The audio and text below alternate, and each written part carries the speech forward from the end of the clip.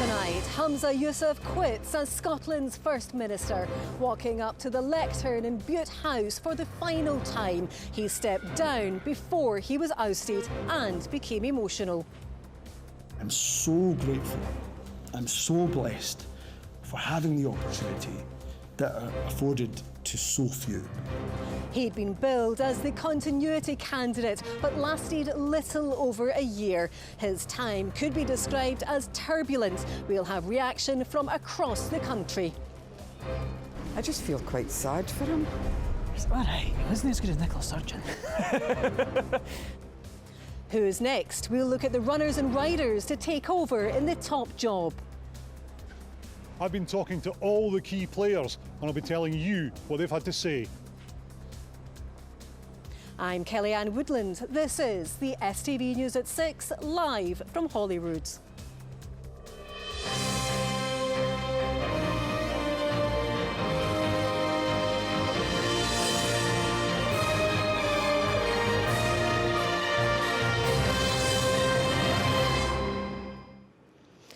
Good evening. What next for the SNP? Hamza Yousaf has resigned as Scotland's First Minister.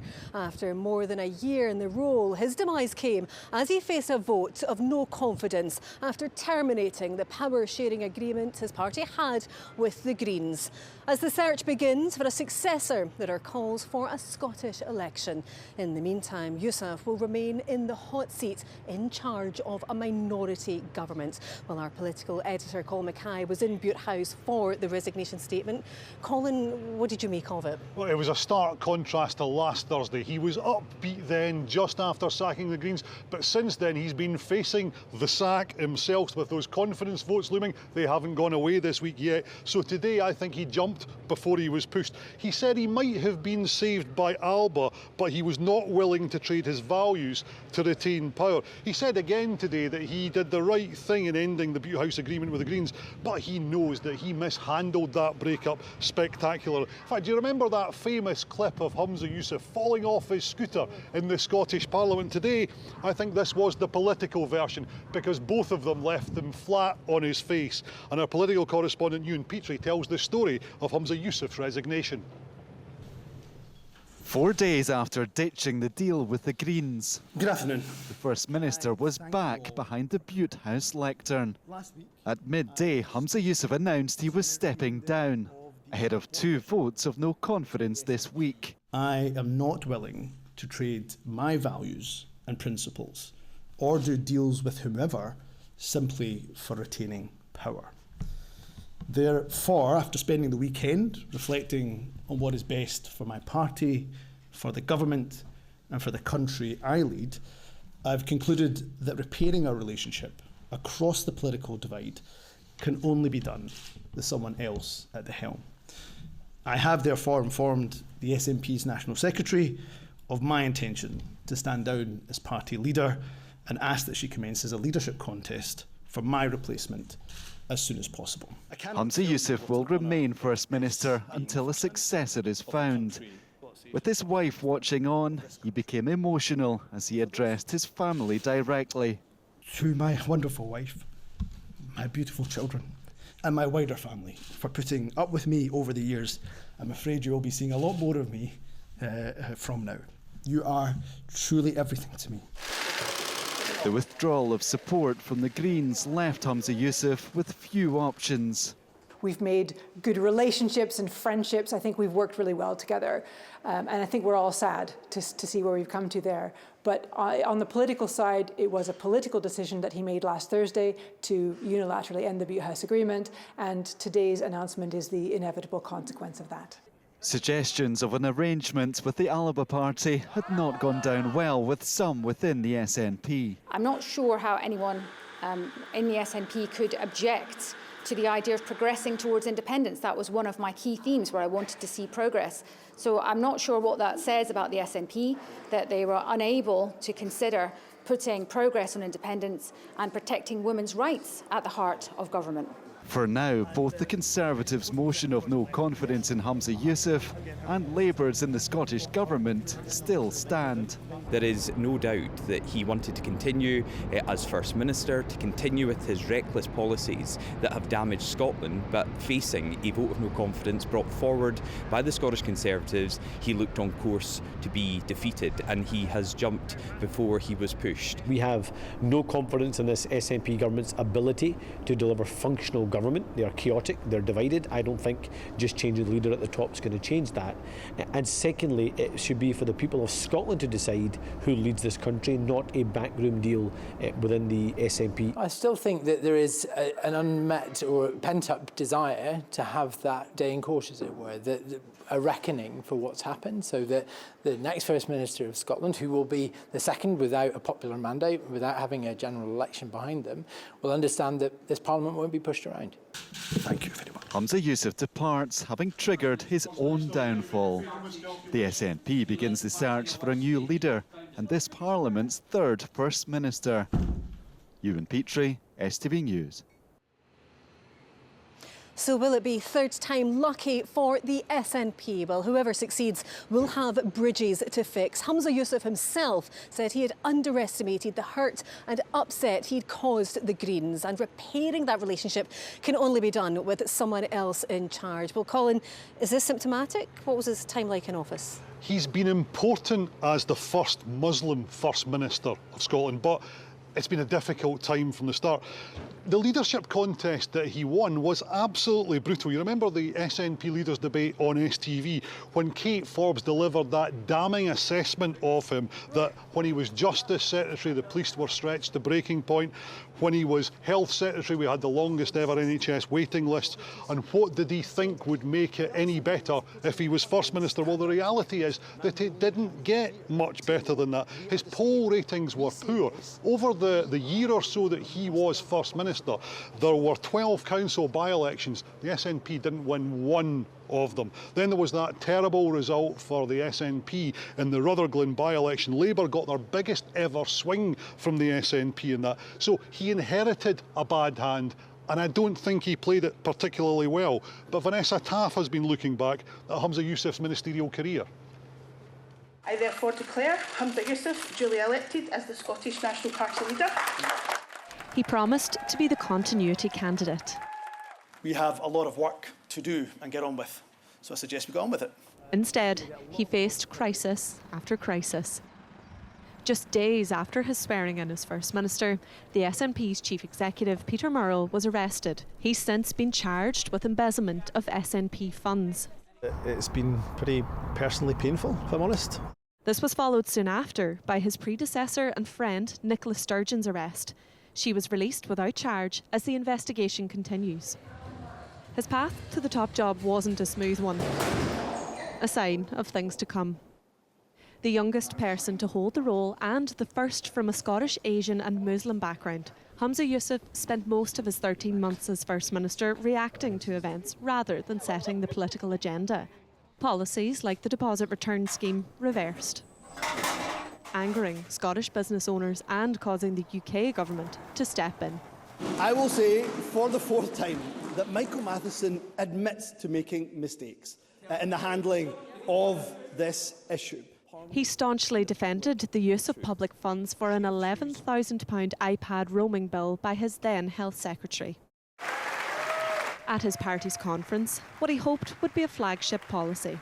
I can announce to the people of Scotland that next year your council tax will be frozen. And that's the SNP delivering for people. But it delivered fury from council leaders. Amid all the political challenges, he faced a personal one. His in-laws were stuck in war-torn Gaza when the conflict broke out in the Middle East. His handling of the sensitivities around Gaza and Israel saw him successfully navigate religious divides between both communities here. The introduction of the controversial hate crime bill saw Hamza Yousaf yet again defending a key government policy, insisting it wouldn't harm free speech. Gender identity policies have deeply divided his party, causing the UK government and Supreme Court to intervene. Critics also feel Hamza Yousaf isn't leaving behind a clear route to independence. And it's made possible a number of achievements, but it has served its purpose. His decision to ditch the Butte House power-sharing agreement with the Scottish Greens, the handling of that breakup and the abandonment of key climate pledges has been a decision which was ultimately unsurvivable. His time in office less about legacy and more about missteps. Vanessa Taff, STV News. So, Colin, what state does Hamza Yousaf leave things in? Well, he leaves a fractured party facing a difficult general election and a minority government facing a bucket load of parliamentary problems. Now, I know he was facing 2 confident votes in Parliament this week, but I never thought he would get that far. I think he would have seriously struggled to get through his cabinet meeting tomorrow morning with someone standing up and saying, hang on a minute, you're not wearing any clothes. You know, the Emperor's new clothes scenario. So today, he told the SNP that he will stand down as leader. The National Executive of the SNP will meet tonight to draw up a timetable for nominations for his successor. Now, that could lead to a contest like we saw last year, although that was brutal, or someone could be unopposed in the way that Nicola Sturgeon was in 2014. But when his successor as SNP leader is in place, that's when he'll step down as First Minister and they'll be voted in. So that leads us on to ask, who's next? Well, John Swinney is emerging as everybody's favourite tonight. Health Secretary Neil Gray and Education Secretary Jenny Gilruth were both names in the frame and they're both backing him. So too is Deputy Leader of the SNP Keith Brown and Westminster Leader Stephen Flynn. Now, Kate Forbes wouldn't have challenged John Swinney last time if he'd stood, and I wouldn't expect her to do that this time. I think she will probably end up backing him in some kind of deal that gets her back in cabinet, but she's not yet ruling herself out of standing, so that could still happen. But John Swinney is very experienced, a former SNP leader. He took over from Alex Salmond in 2000, and he's a former Deputy First Minister. A year ago, or just over a year ago, he was the guy brokering the Butte House agreement with the deals, with the Greens. He told me a year ago that he came dangerously close to going for the leadership then, but he preferred to spend more time with his family instead. But today, he says he's seriously considering it.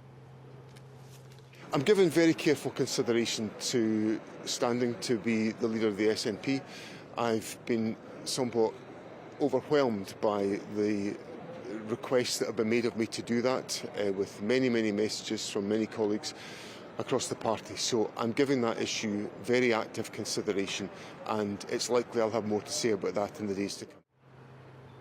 Now, John Swinney is so much of a front-runner that some of the bookies have already stopped taking bets on him today. But he was also, as I said earlier, one of the architects of the Butte House agreement with the Greens. Now, he's not going to put that back together, but it means that they could get some kind of agreement on things like budgets to get them through as a minority government.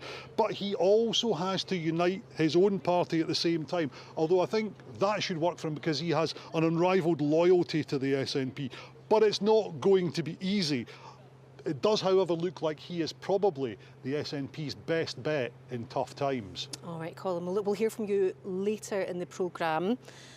Well, as Colin said earlier, the turmoil in the SNP comes with a general election expected later this year, but which could be called at any time. Well, our Westminster correspondent Paris Gurtsianis joins us. And Paris, what's the reaction been there? Well, Kellyanne, we've heard from the Prime Minister, who said that Scotland deserves a government focused on day-to-day issues, not on independence. And Keir Starmer says he despairs of the chaos both at Holyrood and at Westminster, and he said there should be a fresh start with elections in Scotland and across the UK. So no surprise there. But it's the SNP's Westminster leader, Stephen Flynn, who last week was saying he was delighted by Hamza Yousaf's decision to ditch the Butte House agreement. Today, he stood by the decision to get rid of the Greens from government, but he admitted that it had been mishandled. And despite speculation about his own leadership ambitions, today Stephen Flynn backed John Swinney to restore stability to the SNP. We need to be in a position where we can exercise our views in the best interests of the public, to promote the economy, to promote jobs, to promote resolving some of the issues in our health service, and obviously to deal with the cost of living crisis. But the way that was carried out, the way he went about that. Well, of course, and that's where the First Minister himself today has said that he perhaps misjudged the reaction from the Greens, a very strong reaction indeed. And of course, as is always the case in politics, if you don't have the numbers in Parliament, then you're not going to be able to move forward. So he took a very honourable decision today to step aside. I think that these are serious times for serious politics from serious individuals, and they don't get any more serious or better or experienced than John Swinney, and I sincerely hope that John comes to the conclusion that it is the right thing for him to throw his hat into the ring, and he stands to be the next SNP leader, he stands to be the next First Minister, and he can get on with the job of delivering for the Scottish people. And Paris, what about the rest of the SNP group at Westminster? Are they united behind John Swinney? Well, it's an important question because within 6 months, possibly sooner, whoever ends up leading the SNP will take the party into a general election where it's the SNP MPs whose jobs will be on the line. There's real enthusiasm for John Swinney from many, but not from all. The Edinburgh South West MP, Joanna Cherry, she posted on social media that the SNP needs a complete reset and warned against an unseemly rush by the Old Boys Club to stitch up the succession. She wants Kate Forbes to stand again. That calm and stability that nationalists are craving, that may be hard to find. All right, Paris, with the latest from Westminster, thank you. Well, we've heard the reaction from the politicians, but Hamza Yousaf's resignation took some members of the public by surprise as well. So was he right to stay or go? Can the SNP ship be steadied, or should the people of Scotland decide the next First Minister? Our political reporter Laura Alderman has been getting reaction to today's dramatic developments. There's been a weight of expectation on Hamza Yousaf after taking the reins from Nicola Sturgeon last year. In his time at the top, he often had to fight for his future, and today came the knockout blow. Well, I don't think he had much of a choice. I think the writing's on the wall. I think ageing is inevitable in everything. I think this government has aged, and I think that's what we're seeing now. This thing's slowly starting to fall apart. Was it right for Hamza Yousaf to go? I don't know whether it was right for him to go, but I don't think there's anybody to choose from to replace him, which is the bigger worry. I've been a big supporter of the SNP for a long time. I think we just need to find stability as soon as we can, really. He was supposed to be a safe pair of hands, someone who could smooth out tensions in the SNP after the departure of Nicola Sturgeon. But after just over a year in the job and a series of crises, Hamza Yousaf knew his time was running out. Now, the race to replace him begins. SNP member and star of TV show Make Me Prime Minister, Kelly Given, has a good idea of who the next First Minister should be. I would like to see some fresh blood, actually. I'd like to see someone like Jenny Gilruth come in and take over. I know that there's been a lot of chat about John Swinney coming back, but I do think that in a lot of ways he's old guard SNP, and I think what the public needs is someone new and fresh with new ideas, and I do think that someone like Jenny Gilruth really could bring that. What about Kate Forbes, though? If she was to become the next First Minister, how do you think that would go down? We would see defections to other parties, we would see mass movement of our membership, and I think we'd also see some additions to our membership. I'm not sure they would be welcome, but I, for one, would leave the party if Kate Forbes became First Minister, and I know that I'm not alone in that. In Dundee, close to where Hamza Yousaf lives, shoppers' opinions were split. Not a fan at all, and I hope Labour get in. I just feel quite sad for him. I mean, I'm new into politics, and I just think he's had a really rough ride of it. Best thing that could have happened. Yeah. Do something for Because he's not got a clue what he's doing. It's all right. He wasn't as good as Nicola Sturgeon. Hopefully someone new can come in and give us more opportunities, especially for young people like myself as well in Dundee. While the First Minister has a personal connection to the conflict in Gaza, demonstrators camping outside Holyrood say it's not been enough. As much as he's taken a very strong stand, I think much of his stand has just been words. And so he's voiced a lot of support, which is good, but we hope that whoever comes next doesn't only voice support, but actually acts on that support.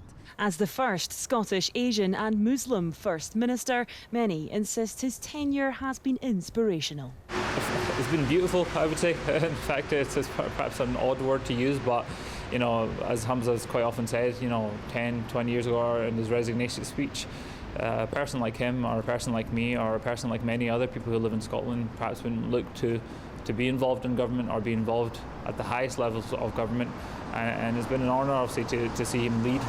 There was one small victory for the SNP today, being crowned top dog at a Holyrood competition.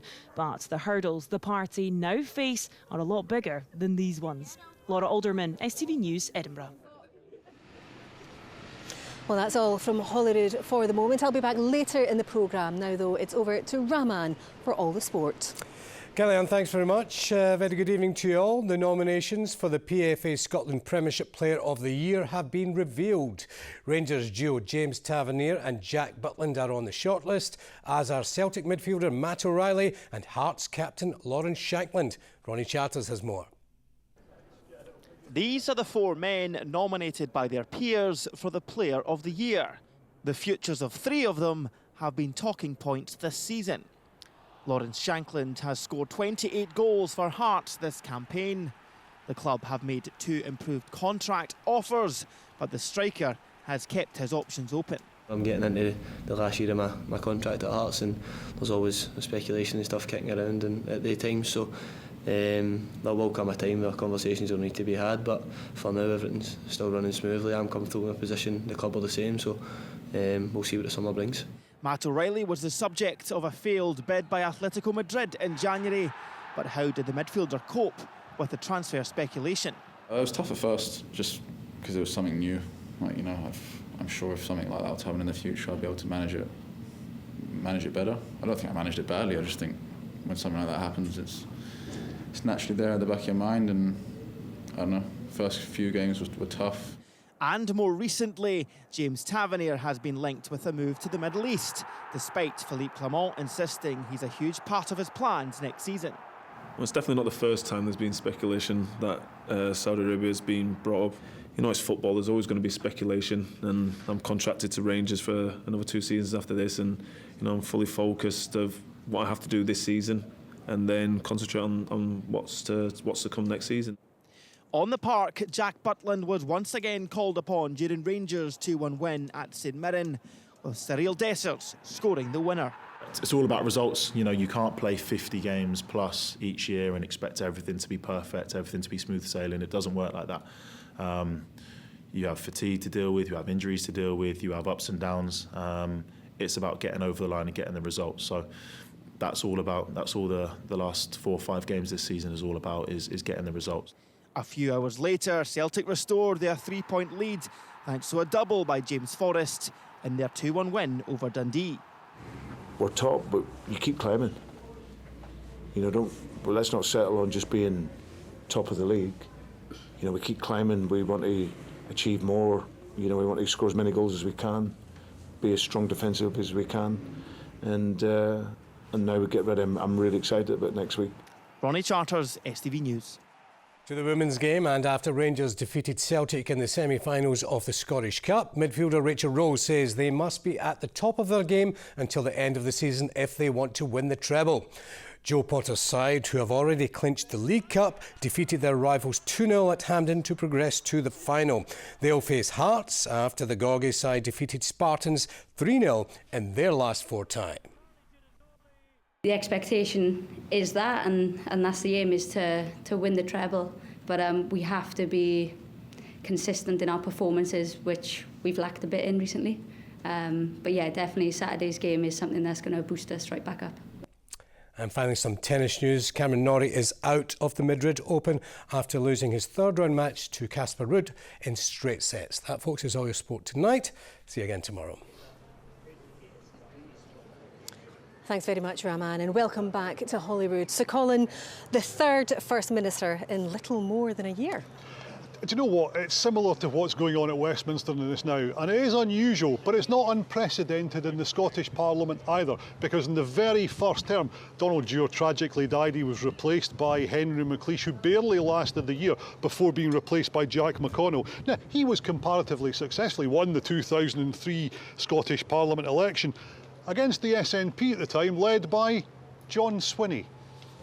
And what kind of First Minister has Hamza Yousaf been, would you say, Colin? I think Hamza Yousaf has been an unfortunate First Minister. He inherited a party that was on its way down, about to be plunged deep into a police investigation into financial scandal. Now, if Nicola Sturgeon had stayed on, I think that would have forced her out of office at the time.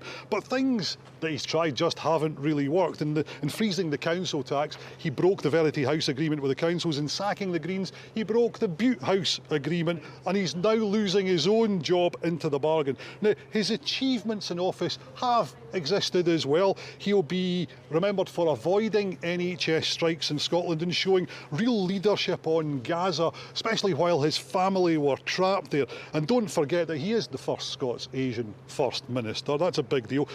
But just a week before the Scottish Parliament's 25th anniversary, he's been forced to quit. That turns the latest page in Holyrood's history. Another day in history. All right, Colin, thank you very much. Well, that is all from the STV News at 6 on yet another significant day for Scottish politics. Barely a year after its last leadership election, the SNP must decide again who will lead them. It means Scotland is set to have its 7th First Minister since the Scottish Parliament was formed in 1999. From all of us here on the ground at Holyrood, good night.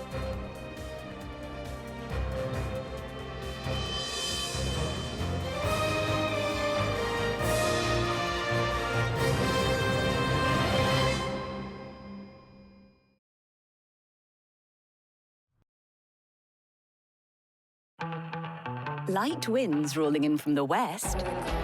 We'll be joined by some very welcomed ice creams. TUI sponsors STV Weather. A very good evening to you. Now, forget cold weather charts. We've had lots of those over the last couple of weeks. This is much more like it, isn't it? A plume of warm air coming in from the continent, and it does look as if we'll do very well Wednesday, Thursday and Friday. Plenty of dry and sunny weather, and temperatures maybe 18 to 20 degrees in some spots. So it's going to feel a lot warmer, and we don't need to worry about overnight frost this week with warmer air coming in from the south. Now, that rain clearing way northwards through the rest of this evening, becoming drier overnight. There will still be a few showers around, but look at that, no blue, no minus numbers on the map for tonight. Temperatures should hold about 6 or 7 degrees Celsius.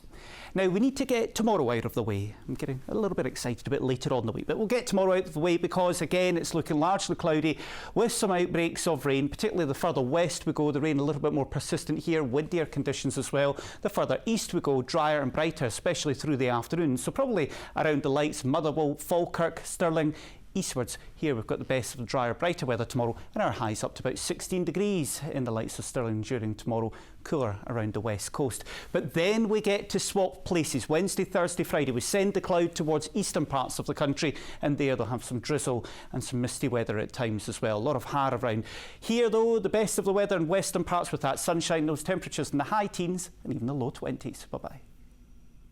TUI sponsors STV Weather.